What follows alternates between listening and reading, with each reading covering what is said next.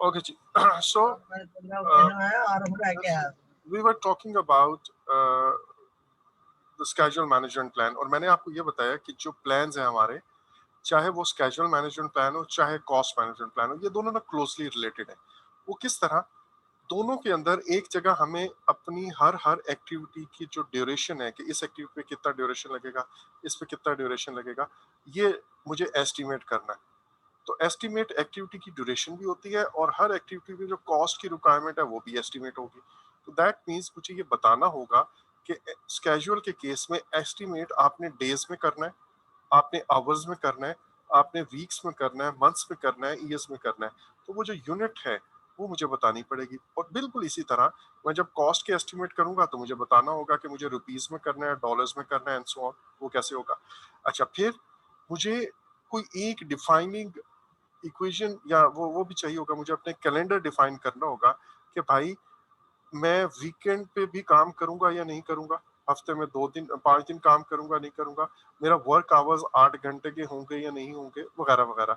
तो इस तरह के कुछ रूल्स जो हैं वो मुझे बताने पड़ेंगे अपने ड्यूरेशन एस्टिमेट के लिए. अच्छा, और बिल्कुल इसी तरह कॉस्ट के अंदर मुझे कुछ एक्सचेंज रेट्स बताने पड़ेंगे.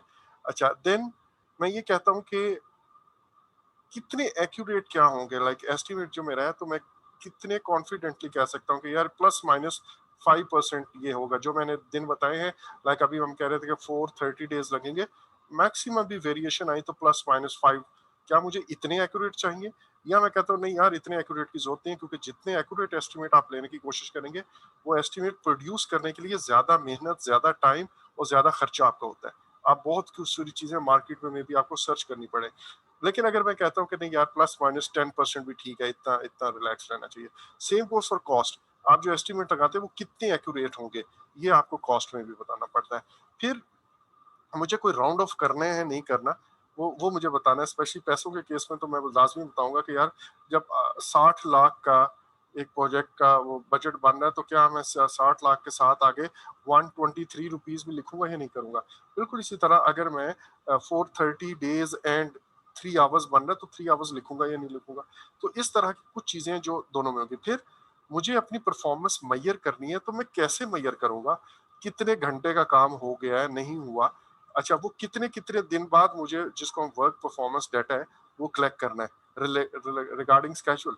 और इधर भी इसी तरह कितने अर्से बाद मुझे अपनी एक्चुअल अकाउंट्स जो है ना वो चेक करने हैं रिगार्डिंग एक्चुअल कॉस्ट, कि मेरा कितना पैसा खर्च हुआ है, और मैं कब कब अपना मॉनिटरिंग एंड कंट्रोलिंग करूंगा, और मैं कौन सी टेक्निक मॉनिटरिंग कंट्रोलिंग के लिए यूज करूंगा. एक हम टर्म यूज करते हैं अर्नड वैल्यू मैनेजमेंट. ये अर्नड वैल्यू मैनेजमेंट ही वो बात है जो मैं अभी तक आपको नहीं बता रहा, और मैं बार बार कह रहा हूँ कि हम इसको कंट्रोल अकाउंट में जरा डिटेल में पढ़ेंगे. सॉरी, कंट्रोल कॉस्ट के अंदर हम जाके इसको डिटेल में पढ़ेंगे. और यहाँ पे भी ये अर्नड वैल्यू मैनेजमेंट जो है वो यूज होती है. सो दोनों प्लान्स के अंदर फिर एक और बात ऑलमोस्ट हर जगह कॉमन है, रोल्स एंड रिस्पॉन्सिबिलिटीज. मेरा स्केड्यूल कौन सा होगा, लाइक कौन बंदा है जो स्केड्यूल की डिटेल्स बताएगा, कौन बंदा है जो एक्टिविटीज का ड्यूरेशन बताएगा, कौन बंदा इसके बारे में मुझे रिपोर्ट्स देगा. Same goes for cost.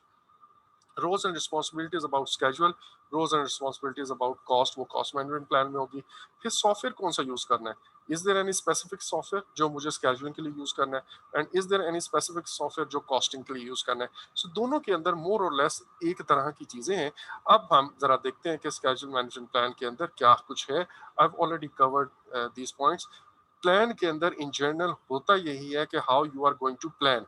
और स्केजुअलिंग के अंदर हमने प्लान, हाउ टू प्लान के अंदर क्या क्या लिखना है, प्लानिंग प्रोसेस ग्रुप में क्या है, एक्टिविटीज कैसे डिफाइन करनी है, उन एक्टिविटीज को सीक्वेंस कैसे करना है, उन एक्टिविटीज का ड्यूरेशन कैसे एस्टिमेट करना है, एंड उन एक्टिविटीज का और फाइनल हमने अपना स्केजुअल कैसे डिफाइन करना है. ये सारे का सारा हाउ टू प्लान आता है. और फिर हाउ टू एग्जीक्यूट ऑब्वियसली कोई नहीं है, लेकिन हाउ टू कंट्रोल के अंदर हमने स्केजुअल कैसे कंट्रोल करना है वो बात यहाँ पे आ जाएगी. अच्छा, अब प्लानिंग के अंदर हम पहले से ये मेजर करते हैं कि हमारी परफॉर्मेंस हम कैसे मेजर करने का, सॉरी, इसका प्लान के अंदर हम पहले से इन एडवांस ये बताते हैं कि हम अपनी परफॉर्मेंस कैसे मेजर करेंगे, डाटा कब और कौन कौन कैप्चर करेगा, वो जो WPD की हम बात करेंगे, और फिर हम उसको किस तरह अपनी स्केड्यूल को, परफॉर्मेंस को मेजर कर रहे हैं, जिसके बारे में मैं अभी कहता अर्नड वैल्यू मैनेजमेंट के थ्रू जनरली हम करते हैं। और भी तरीके हैं, लेकिन earned value management is the most effective way of doing the things. और फिर जो रिस्पॉन्सिबिलिटीज हैं, who will be involved and what approach will be followed and so on. So अब मैंने ये प्लान बनाने के लिए मुझे क्या क्या चीजें चाहिए। अगेन, अगर आपको याद हो, project life cycle and development approach कौन सी है, जब तक ये नहीं पता होगा ऑब्वियसली मेरी प्लानिंग की एफर्ट रिफाइन ही नहीं हो सकती। इसलिए हम वो जो प्लानिंग के जितने भी हमने प्रोसेस ग्रुप में एक्शंस पढ़े थे, तो पहला बात ही हमने ये की थी कि सबसे पहले आप अपनी डेवलपमेंट अप्रोच और लाइफ साइकिल बताएं। और ये किस जगह लिखी होती है, कैन एनीबॉडी टेल मी, कहाँ लिखी होगी?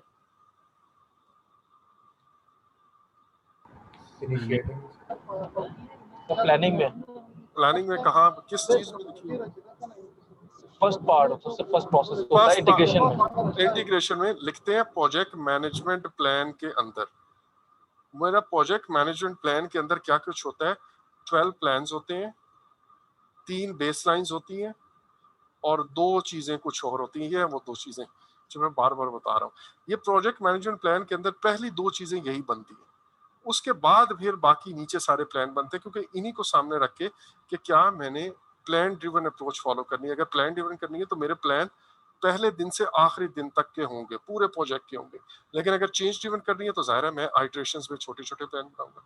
तो मुझे डेवलपमेंट अप्रोच का जब तक नहीं पता होगा, मैं ऑब्वियसली ये नहीं बता सकता कि प्लानिंग कैसे होनी है। तो ये 2 चीजें मुझे प्रोजेक्ट मैनेजमेंट प्लान से मिलेंगी। दूसरा, एक और आप बात आप नोट कीजिएगा कि हम जैसे जैसे बेस लाइन बनती जाएगी ना, वहां पे हम फिर चार्टर को फारे करते रहेंगे। उसके बाद बाकी जो प्रोजेक्ट है हम बेस लाइन के थ्रू आगे चलाएंगे या प्लान के थ्रू आगे चलाएंगे कि ये प्लान है जो मुझे फॉलो करना है। बट बेस लाइन बनते तक मुझे चार्टर एज एन इनपुट चाहिए, क्योंकि स्केड्यूल से रिलेटेड बहुत सारी चीजें प्रोजेक्ट चार्टर का हिस्सा होती हैं। जैसे मैंने कहा पूरा ड्यूरेशन, जैसे कस्टमर की तरफ से कोई खास माइलस्टोन अगर आया हुआ है वो भी इसके अंदर लिखा होता है। सो प्रोजेक्ट चार्टर जो है ना, वो मेरा वो डॉक्यूमेंट है जो मेरे साथ रहेगा जब तक कि इस चार्टर के अंदर जो कुछ लिखा हुआ है मैं उसको अपनी बेसलाइन एंड प्लान्स के अंदर कैप्चर नहीं कर लेता। जब वो सारी चीजें मेरी बेसलाइन प्लान के अंदर आ जाती है तो फिर मैं कहता हूँ कि यार आप इस चार्टर को संभाल के रख लो, जब जरूरत पड़ी तो मुझे कोई कंफ्यूजन हुई तो मैं पीछे जाके चेक कर लूंगा यार चार्टर के अंदर क्या लिखा है। लेकिन अदरवाइज जब मेरी जब तक मेरे ये प्लान्स एंड बेसलाइन फाइनल नहीं होती, चार्टर साथ साथ चलता रहता है। इसलिए आपने कॉस्ट मैनेजमेंट प्लान के अंदर, सॉरी, जो पीछे हमने स्कोप वाला नॉलेज एरिया पढ़ा था, उसमें आप देखिएगा जब तक वो create W B S planning का आखिरी प्रोसेस है स्कोप के अंदर, वहां पे जो आउटपुट पे एक डब्ल्यूबीएस बनता है, एक डब्ल्यूबीएस डिक्शनरी बनती है, और हमने कहा था कि पिछले प्रोसेस से स्कोप स्टेटमेंट आके इन तीनों को मिला के हम कहते हैं स्कोप बेसलाइन। जब ये स्कोप बेसलाइन बन गई तो कंट्रोल स्कोप, वैलिडेट स्कोप के अंदर हम चार्टर को एज एन इनपुट नहीं यूज कर रहे थे। हमने वहां पे जो चीजें देखी वो बेसलाइन को सामने रखा, रिक्वायरमेंट डॉक्यूमेंटेशन को सामने रखा, क्योंकि चार्टर के अंदर से सारी चीजें हमने इधर उतार ली हैं। सो इसी तरह अब यहाँ पे भी आप ये चीज ऑब्जर्व करेंगे, जब मैं प्लान बना रहा हूँ तो चार्टर को भी सामने रख रहा हूँ। ईएफ को, ईएफ से मुराद क्या है, हमारी जो ऑर्गेनाइजेशन के अंदर या बाहर इंडस्ट्री के अंदर या ओवरऑल इन्वायरमेंट के अंदर क्या क्या ऐसे फैक्टर्स हैं जो मेरे स्केड्यूल मैनेजमेंट प्लान को इफेक्ट कर सकते हैं। मैं एक जनरल बात करता हूँ, लेट्स से आप कहते हो कि यार मुझे एमएस प्रोजेक्ट ही यूज करना है, हमारी कंपनी जो है उसके अंदर ये मैंडेटरी है कि एमएस प्रोजेक्ट यूज करना है, तो ऑब्वियसली आप एमएस प्रोजेक्ट जो है वो हमारे स्केजुलिंग के लिए आप वही सॉफ्टवेयर यूज होना है जैसे भी है। नंबर 2, आपका वर्क ऑथराइजेशन सिस्टम आपकी इंडस्ट्री के अंदर शामिल है या नहीं। ये work authorisation system by the way किस, अगर मैं कहूँ एक ऑटोमेटेड वर्क ऑथराइजेशन सिस्टम है तो ये किस चीज का पार्ट होता है। एक ईएफ हमने पढ़ा था, बड़ा मशहूर ईएफ, हमने कहा था कि ये तमाम ऑटोमेटेड चीजें इसका हिस्सा होती हैं। वो क्या नाम था उसका, याद है आपको? खुदा जाने क्या नाम था, है पीएमआईएस पढ़ा था हमने, प्रोजेक्ट मैनेजमेंट इंफॉर्मेशन सिस्टम, जिसके अंदर हमने कहा था एक ऑटोमेटेड वर्क ऑथराइजेशन सिस्टम भी इसका पार्ट होता है। कौन बंदा किस वक्त एक एक्टिविटी शुरू करेगा, बड़ी डिटेल में हमने कहा था। हमने ये भी कहा था कुछ स्केजुलिंग का सॉफ्टवेयर इस पीएमआईएस का हिस्सा होता है। हमने ये भी कहा था कोई प्रोक्योरमेंट से रिलेटेड अगर है तो वो भी इसका हिस्सा होगा। कोई एक्सेल शीट्स या बजटिंग का कोई सॉफ्टवेयर है तो वो भी पीएमआईएस का हिस्सा होगा एंड सो ऑन। इस तरह की हमने बहुत सारी बातें पढ़ी थी। अगर आप पिछला नहीं पढ़ेंगे, मेरी ड्यूटी है बार बार याद करना, प्लीज डोंट माइंड दैट। आप लोगों के बेनिफिट में कहता हूँ, अगर आपने अभी तक पिछला नहीं पढ़ा तो अब हम जितना आगे पढ़ रहे हैं ये बार बार ये रेफरेंस आएंगे। आप पढ़ तो लोगे, लेकिन अब आपको वर्क ऑथराइजेशन सिस्टम का अगर नहीं पता तो मैं अब इस पॉइंट की आपको समझ नहीं आनी पे, और इस तरह गैप आपके वैसे ही रहेंगे। ठीक है, इस कोर्स का कोई फायदा नहीं होगा, ये मैं आपको पहले बता रहा हूँ। तो काइंडली मैं बार बार कहने का मकसद ये है कि प्लीज अपनी एफर्ट, अपना ये टाइम है, इसको जाया ना करें। मैंने पहले दिन और मैं हर रोज एक दफा ऐसी बात जरूर करता हूँ, क्या कहते हैं, जली कटी जरूर करता हूँ, जिसके अंदर हमने ये कहा था, मैं ये कहता हूँ कि भाई आपने प्रोजेक्ट जो पीएमपी जो लोग पास कर लेते हैं फर्स्ट अटेम्प्ट में और जो नहीं कर पाते, उनमें सिर्फ एक डिफरेंस है, और वो डिफरेंस है कि कौन आप में से 45 टू 60 डेज अपनी तमाम तर दूसरी एक्टिविटीज को खत्म करके दिन में 3 से 4 घंटे पीएमपी की तैयारी कर सकता है। अगर आप ये नहीं कर रहे हैं तो इसका मतलब है आप दूसरी कैटेगरी में, ये काइंडली जहन में रखिएगा, ठीक है। And I would never want कि मैं इस मेरे अभी तक जितने स्टूडेंट्स पीएमपी एग्जाम में अपीयर हुए हैं, उनमें सिर्फ एक ऐसे हैं जो नहीं क्वालिफाई कर सके, ठीक है। और वो अभी ये मतलब जून जुलाई के सेशन में उन्होंने एक्चुअली जल्दी में शादी के चक्कर में अटेम्प्ट कर लिया था।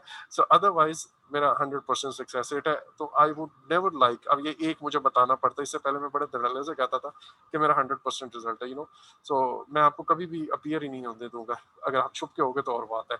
So with this motivational speech अब आगे चलते हैं। हम ये देखते हैं कि ऑर्गेनाइजेशन जो है, क्या आप कोई सॉफ्टवेयर यूज कर रहे हैं, अगर कर रहे हैं तो हमें भी करना है, ज़ाहिर है वो ईएफ का हिस्सा है, हमारे ऊपर इम्पोज कर देते हैं वो बात। और फिर अगर हमारा प्रोजेक्ट ये जो स्केजुलिंग का कोई सॉफ्टवेयर ऑर्गेनाइजेशन के अंदर पहले से यूज नहीं हो रहा, या कोई work authorisation system set in place नहीं है और ऑलरेडी ऑर्गेनाइजेशन के अंदर, तो क्या ये मेरा प्रोजेक्ट मैनेजमेंट के अंदर एक नया सॉफ्टवेयर सेलेक्ट करना, या वो जो ऑथराइजेशन सिस्टम है वो बनाना, क्योंकि मुझे प्रोजेक्ट के अंदर तो चाहिए होगा, तो क्या ये बनाना भी मेरे प्रोजेक्ट का हिस्सा है या मुझे बना बनाया मिलेगा? अगर तो हिस्सा है तो फिर आपको याद है हमने अपने स्कोप में चीजें ऐड कर लेते हैं कि जो चीजें जो काम हम प्रोजेक्ट को मैनेज करने के लिए करते हैं वो भी हमारे स्कोप का हिस्सा बनती है, तो हम उसको फिर बनाएंगे। अच्छा, then how company culture and overall organisation structure impact the scheduling. अब इसमें कंपनी कल्चर से क्या मुराद है? समटाइम्स जैसे मैंने कहा, आपको एक एक दफा एग्जांपल दी थी कि यूएस एड के साथ मेरे एक स्टूडेंट जो है वो काम कर रहे थे, और वो पिशावर यूनिवर्सिटी और दो और एक लाहौर पंजाब यूनिवर्सिटी शायद, और इस तरह की 3-4 government universities plus 4-5 private university से डील कर रहे थे। तो वही कहता था कि यार सर, मैं आपको जब हम कोई रिक्वायरमेंट कोई इन्फॉर्मेशन मांगनी होती है ना, तो जो हम गवर्नमेंट यूनिवर्सिटीज को भेजते थे तो हमें 1 महीने बाद वो चीज़ वापस मिलती थी, और जब हम प्राइवेट यूनिवर्सिटीज को वही इंफॉर्मेशन मांगते थे वो 4 से 5 दिन में हमें वो चीज ला देती थी। नाउ यू सी इस ऑर्गेनाइजेशन का कल्चर कैसा है। मैं अब इस ज़रा गवर्नमेंट ऑर्गेनाइजेशन के साथ मुझे काम करना है तो मैं उनका कल्चर तो नहीं चेंज कर सकता। तो ये मेरी प्लानिंग के अंदर, स्केजुलिंग के अंदर स्पेशली ये वाला पॉइंट जो है वो इफेक्ट होगा, एक बात। दूसरी बात, ऑर्गेनाइजेशन कल्चर बाज तरह हायरार्किकल होते हैं, वो बहुत ज्यादा सॉरी वर्टिकली ब्यूरोक्रेटिक टाइप होता है। नीचे वाले बंदे के पास कोई पावर नहीं होती। आप इसको भेजते हो, वो ऊपर वाले बॉस से पूछता है, वो अप्रूवल लेने के लिए उसके ऊपर भेजता है, वो फिर हेड ऑफिस भेजता है, और वो इसी रास्ते से फिर फाइल पड़ी रहती है, 2 हफ्ते बाद वापस आता है, एंड सो ऑन। सो 1 महीना आपको इसमें लग जाता है। तो ये सारी ऐसी चीजें जो आपके ऑर्गेनाइजेशन स्ट्रक्चर में स्केजुलिंग से रिलेटेड आपको कंसीडर लाजमी करनी है। अदरवाइज ऑब्वियसली आप आप जो प्लान बनाएंगे वो फिर आपकी एम्बिशंस पे, हाईली एम्बिशियस प्लान तो हो सकता है, बट प्रैक्टिकल वो नहीं होगा, अनरियलिस्टिक होगा। और अनरियलिस्टिक प्लान जो है प्रोजेक्ट मैनेजर की जिम्मेदारी है। अब जब भी आपने प्लान बनाना है, कुछ ऐसे आपको अभी तक ना टूल्स एंड टेक्निक्स मैं बता चुका हूँ जो आपको अजबर होने चाहिए। एक्सपर्ट जजमेंट, ये हर प्रोसेस में टूल एंड टेक्निक के तौर पर यूज हो रहा है। आप चाहे प्लान कर रहे हो स्केड्यूल को, आप चाहे बना रहे हो एक्टिविटीज को, चाहे उनका सीक्वेंस कर रहे हैं, या जैसे हमने स्कोप डिफाइन किया था या कलेक्ट रिक्वायरमेंट, उस प्रोसेस से रिलेटेड आपकी एक्सपर्टीज आपके अपने पास है एज अ प्रोजेक्ट मैनेजर तो ले लें। आपके पास नहीं है, स्पॉन्सर से ले लें। स्पॉन्सर के पास नहीं है, ऑर्गेनाइजेशन में दूसरे प्रोजेक्ट मैनेजर से पूछ लें। उनके पास नहीं है, कुछ चीजों की एक्सपर्टीज कस्टमर के पास होंगी। उसके पास नहीं है, मे बी प्रोक्योरमेंट डिपार्टमेंट वाला आपको गाइड कर सके, कोई प्राइवेट कंसल्टेंट ले सके, लेकिन वो एक्सपर्ट जजमेंट आपको यूज करना है in that particular process. Meetings आप लोगों से मिलेंगे ऑब्वियसली ये सारे प्लान बनाने के लिए, डिस्कशन करने के लिए। डाटा एनालिसिस के अंदर आप डाटा का एनालिसिस करते हो। अब ये डाटा एनालिसिस के अंदर मुख्तलिफ टेक्निक्स है। एक तो ये कि मेरे पास जितने भी डॉक्यूमेंट्स आते हैं, प्लान्स आते हैं, मैं उनको पढ़ता हूँ। और पढ़ने के बाद जैसे मैंने चार्टर खोला, चार्टर को पढ़ा, मैंने बिजनेस केस को पढ़ा, मैंने वो जो प्रोजेक्ट मैनेजमेंट प्लान की 2 चीज़ें अभी तक बनी हुई हैं उसको पढ़ा, और इस तरह कोई कॉन्ट्रैक्ट के अंदर रिक्वायरमेंट है वो पढ़ा। इन सारों को पढ़ के मैंने इस डाटा का एनालिसिस किया and then I came to a conclusion कि मुझे इस तरह प्लानिंग में ये चीज़ें दरकार होंगी। ठीक है? अच्छा, अब डाटा एनालिसिस का एक और होता है अल्टरनेटिव एनालिसिस। अल्टरनेटिव एनालिसिस का मतलब ये है, हर प्रोसेस, ये बहुत सारे प्रोसेसेस के अंदर हम अल्टरनेटिव एनालिसिस यूज करेंगे कि यार ये वाली अप्रोच बेहतर है या अल्टरनेट मेथड ये वाला बेहतर है। ये हमने जरूर करना है। अच्छा, अब प्लानिंग के अंदर एट दिस स्टेज हम ये जरूर देखना चाहेंगे कि यार प्लान जो मुझे बनाना है, स्केड्यूल मैनेजमेंट प्लान, उसमें मैंने लोगों को गाइडलाइन देनी है। So what do you think, is it better for me कि मैं लाइक वीकली बेसिस पे लोगों को कहूँ कि वीक्स के एस्टिमेट दे, और इज इट बेटर कि मैं डेज के एस्टिमेट दूं, या मेरे ख्याल में यार मंथली एस्टिमेट्स ज्यादा बेहतर है। सो ये जो ऑल्टरनेट्स हैं, इस तरह की बातें हमने, ज़ाहिर है हम लोगों को बहुत सारी चीजें बतानी है, तो वो बताने के लिए पहले मुझे खुद पता होना चाहिए कि यार कौन से वाला मेथड हम अपने प्रोजेक्ट में फॉलो करना चाह रहे हैं। तो उसके लिए हम एक ऑल्टरनेटिव एनालिसिस जो है ना वो जरूर करते हैं, और ये कि मुझे प्लानिंग का मेथड क्या होगा, प्लानिंग की मेथडोलॉजी क्या होगी। अच्छा, अब ये जब हम कर लेते हैं तो मेरे पास इसके आउटपुट पे एक स्केड्यूल मैनेजमेंट प्लान आ जाता है। और इस स्केड्यूल मैनेजमेंट प्लान में क्या क्या चीजें होती हैं, आई हैव ऑलरेडी कवर्ड अगेन। मैं इसको जरा जल्दी से फिर रीड कर देता हूँ कि कोई पॉइंट मिस ना हो जाए। एक बात यह है कि हमें स्केड्यूलिंग मेथडोलॉजी और स्केड्यूलिंग सॉफ्टवेयर कौन सा यूज करना है वो पता हो। नंबर 2, एस्टिमेशन से रिलेटेड रूल्स, जैसे भाई मैं कहता घंटों में करना है, डेज में करना है, या वीक्स में, या फिर बाज दफा वीक, वो क्या कहते हैं आप, टाइम भी बताते हैं कि 8 घंटे per day, but and 20 days a week, या 20 डेज अ मंथ, सॉरी। तो आप बताते हो कि 20 into 8 और टोटल वर्क आवर्स इतनी है। क्या आपने इस तरह की चीज बतानी है? ये सारे का सारा आप जो है ना प्लान के अंदर बताओगे, और लोग उसी को फॉलो करके अपने आगे प्लानिंग करेंगे, एस्टिमेशन करेंगे। एनीवेज, फिर एक और बात, सॉरी, वो मैं कॉस्ट के अंदर ये भूल गया था, कॉस्ट में भी और इसमें थ्रेशोल्ड, एक्सेप्टेबल वेरिएंस जो होती है उसको हम कहते हैं थ्रेशोल्ड। मसलन पहले हम टाइम की बात करते हैं। 100 डेज हो चुके हैं मेरे प्रोजेक्ट को, और मैं ये देखता हूँ कि यार मैंने जो काम 98 डेज में करने थे, वो काम मैंने 100 डेज में किए। तो ऑलमोस्ट 2 दिन मेरा ना पीछे चल रहा हूँ मैं एक तरह से। तो क्या ये 2 दिन इतने ज्यादा हैं आफ्टर 100 डेज के मुझे इस पे करेक्टिव एक्शन लेना है, या मैं कहूंगा कि यार ठीक है, +-2-3 डेज की खैर है, इतना तो होगा, कभी आप आगे होगे कभी पीछे होगे, इतना खैर है। ये जो प्लस माइनस मेरी एक्सेप्टेबल वेरिएंस है, इसको हम कहते हैं थ्रेशोल्ड। बिल्कुल इसी तरह कॉस्ट के अंदर भी हम डिफाइन करते हैं कि यार अभी तक मेरा 1 मिलियन या 10 लाख लगा होना चाहिए, और एक्चुअल में मेरा लगा 10,50,000 या 10,25,000। तो क्या ये 25,000 जो ऊपर चला गया हुआ है, ये एक्सेप्टेबल है या नहीं?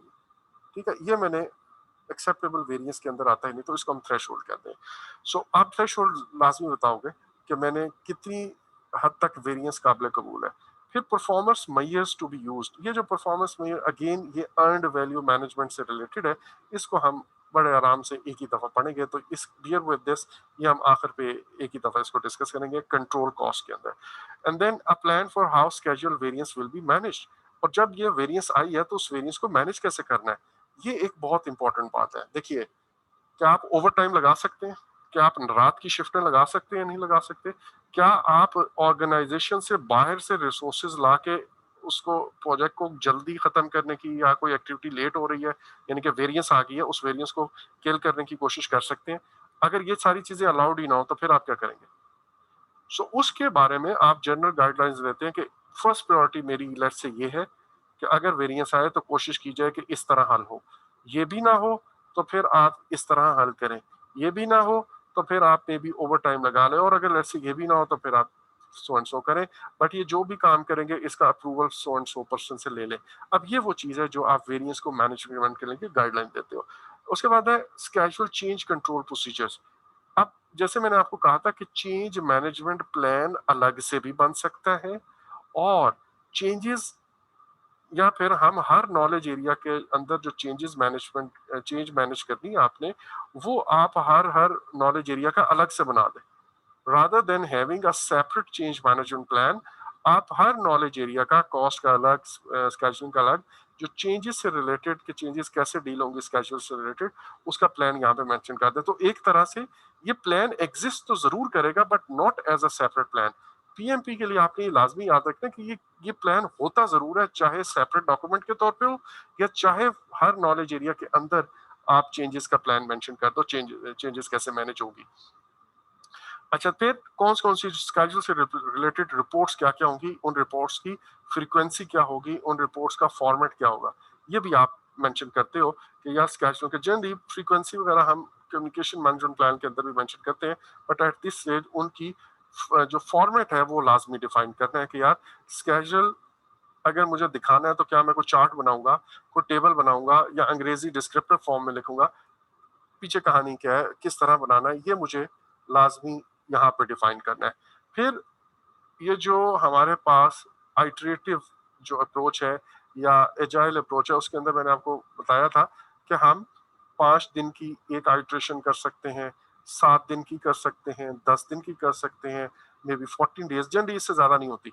ठीक है, so anything between 5 days to 14 days या 2 हफ्ते तक हम करते हैं। तो ये कितनी लेंथ की एक आइट्रेशन होगी, अगर मेरा चेंज ड्रिवन प्लान है तो आइट्रेशन की लेंथ भी मुझे डिफाइन करना इस प्लान के अंदर लाजमी है। सो मेरा ख्याल है इसके साथ ही हमारा ये जो प्लान वाला प्रोसेस है खत्म हो गया। अब मेरे पास एक स्केड्यूल मैनेजमेंट प्लान आ गया।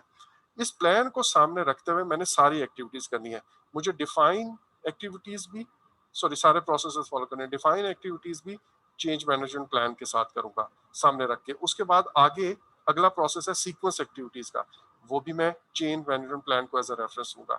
उससे अगला प्रोसेस है मुझे उनके ड्यूरेशन एस्टिमेट्स के लगाने हैं, वो भी अगेन मैं चेंज स्केड्यूल मैनेजमेंट प्लान को नाम रख के एंड सो ऑन।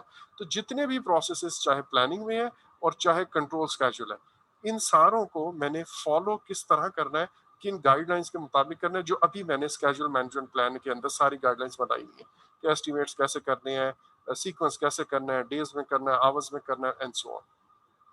अब हम आते हैं डिफाइन एक्टिविटीज, और मैंने आपको कहा था कि वर्क पैकेजेस को, उसका जो WBS का लोस्ट लेवल है जिसको हम वर्क पैकेजेस कहते हैं, उसके ऊपर हमने एक वर्क पैकेज मैनेजर नॉमिनेट किया हुआ है।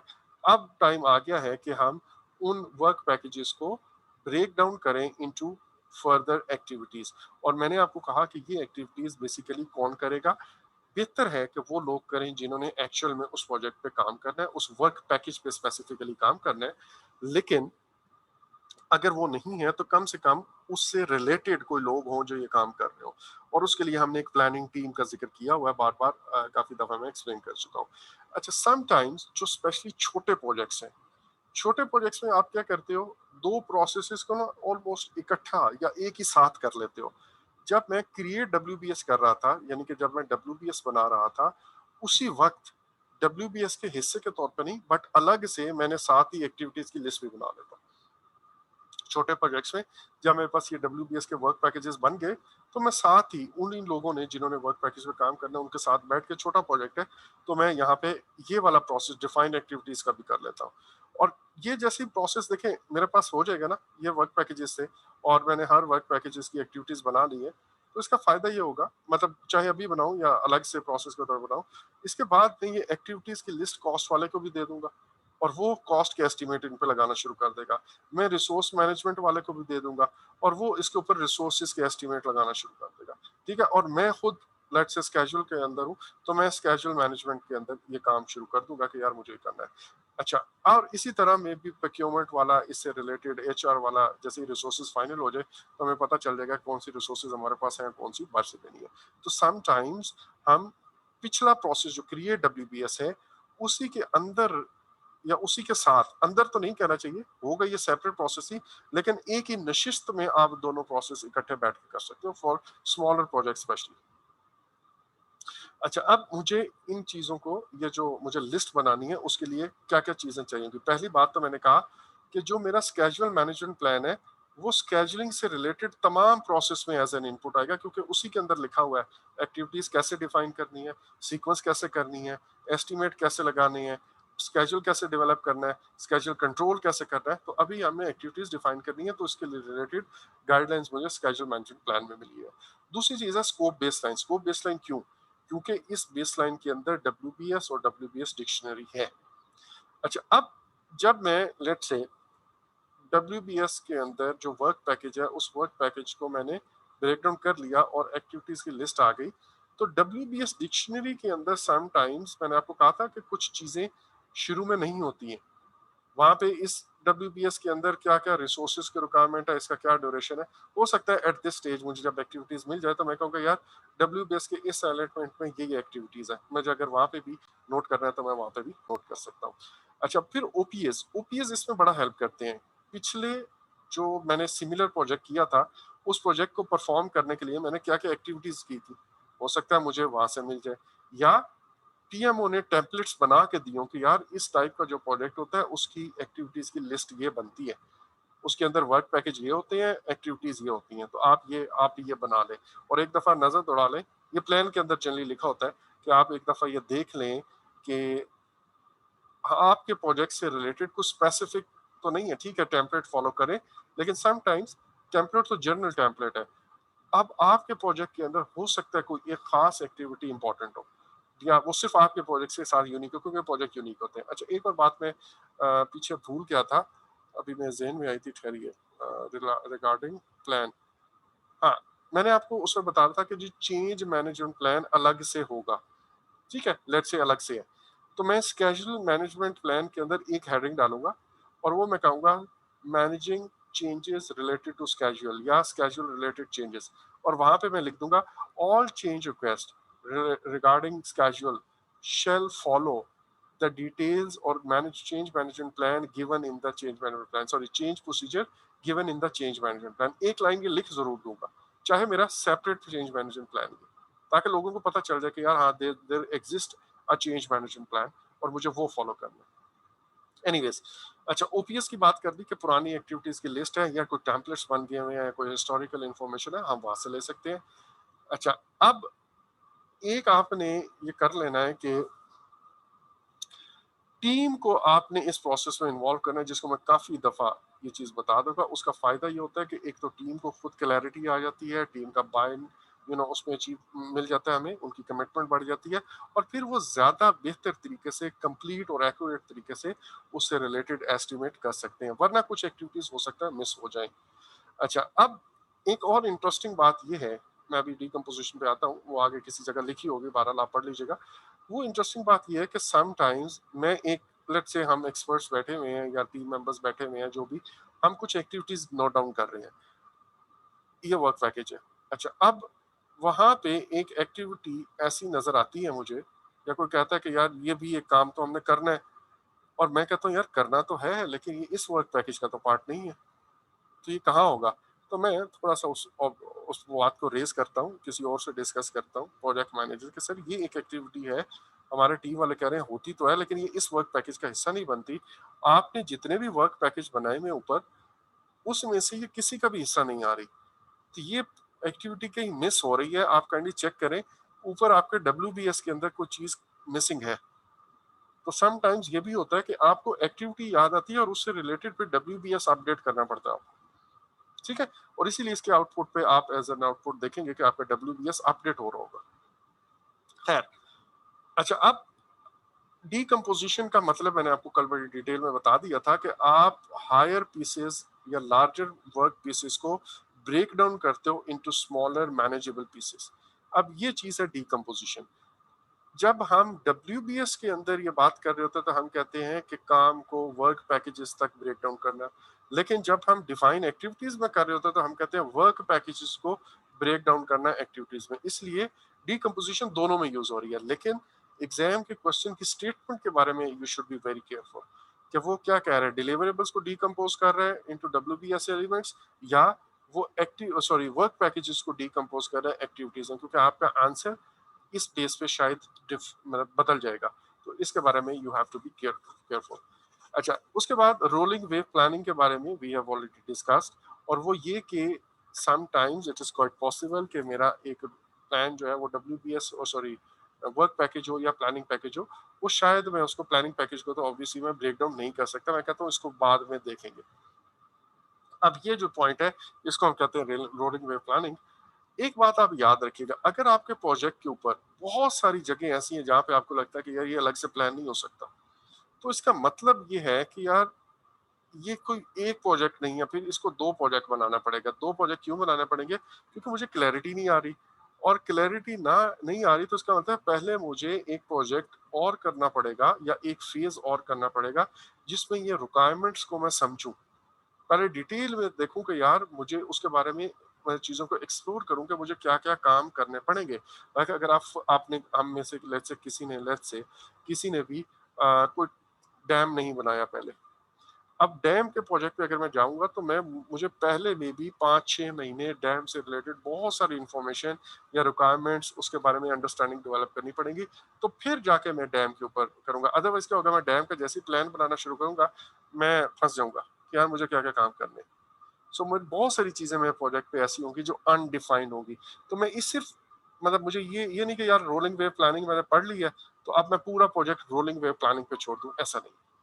ठीक है। सो आपको क्लैरिटी होनी चाहिए, रोलिंग वेव प्लानिंग को आप जरूर यूज करें, बट ये एक्सक्यूज ना हो कि भाई मैं ये बात कैसे करेंगे सर, ये रोलिंग वेव प्लानिंग पे छोड़ दिया। अच्छा ये कैसे करेंगे सर, वो प्रोग्रेसिव एलैबोरेशन पे छोड़ दिया। ये कैसे करेंगे सर, रोलिंग वेव प्लानिंग मैंने पढ़ी थी।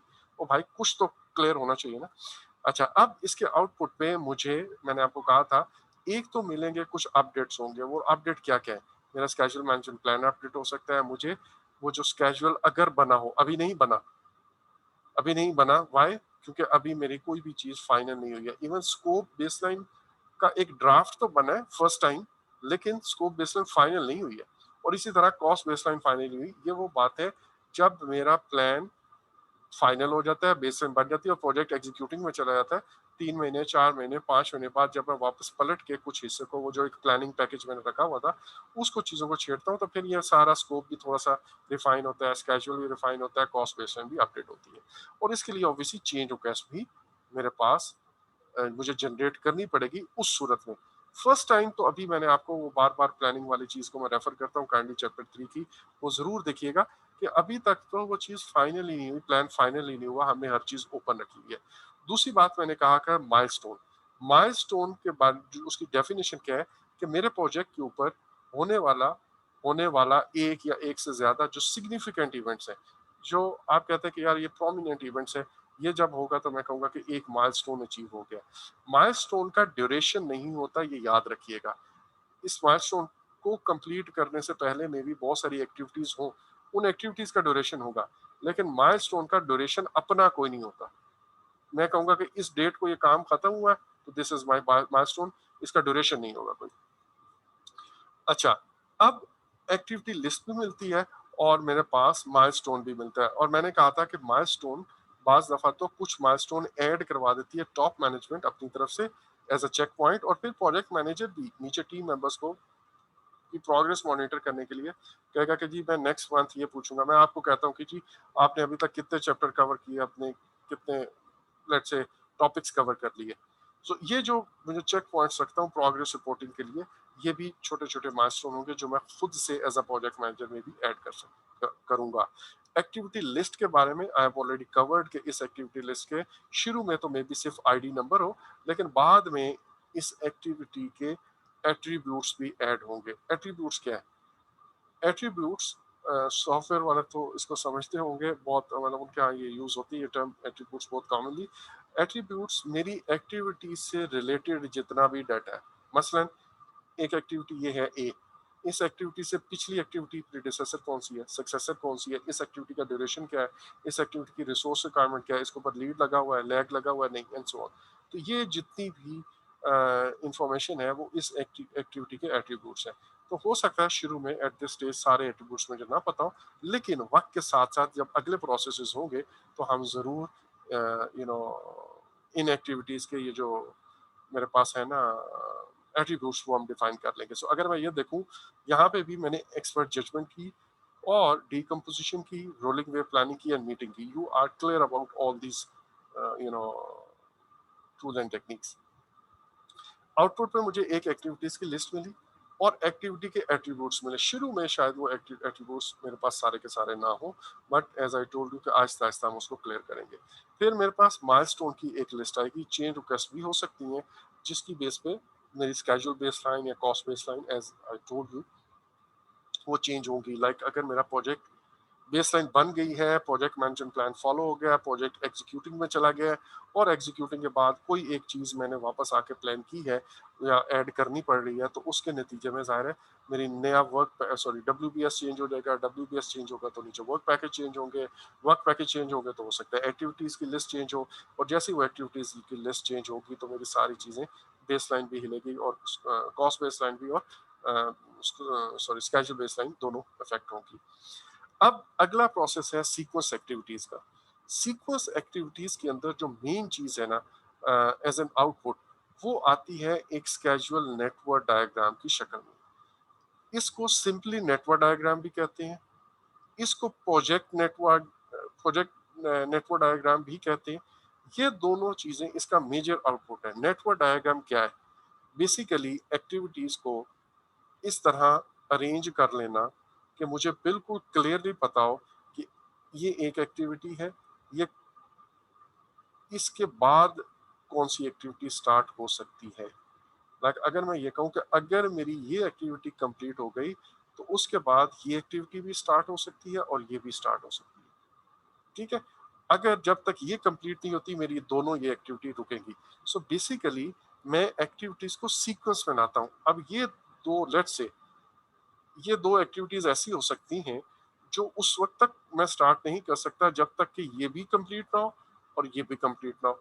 तो मैं वेट करूंगा, जब ये दोनों कंप्लीट हो जाएंगे तो फिर मैं कहूंगा कि अब ये एक्टिविटी भी स्टार्ट हो सकती है। और इसके लिए शायद सिर्फ ये एक एक्टिविटी का स्टार्ट होना काफी है। मसलन ये एक्टिविटी 10 दिन लेती है और ये एक्टिविटी 6 दिन लेती है, तो अब ये दोनों एक्टिविटीज चाहे 6 दिन बाद ये एक्टिविटी कंप्लीट हो गई है, बट ये एक्टिविटी भी स्टार्ट नहीं हो सकती, ये भी नहीं हो सकती, बिकॉज क्योंकि इन एक्टिविटीज के स्टार्ट होने के लिए इसका भी स्टार्ट कंप्लीट होना लाजमी है। So I will have to wait for 10 days, but in this case इस एक्टिविटी को सिर्फ 6 दिन बाद मैं स्टार्ट कर सकता हूँ।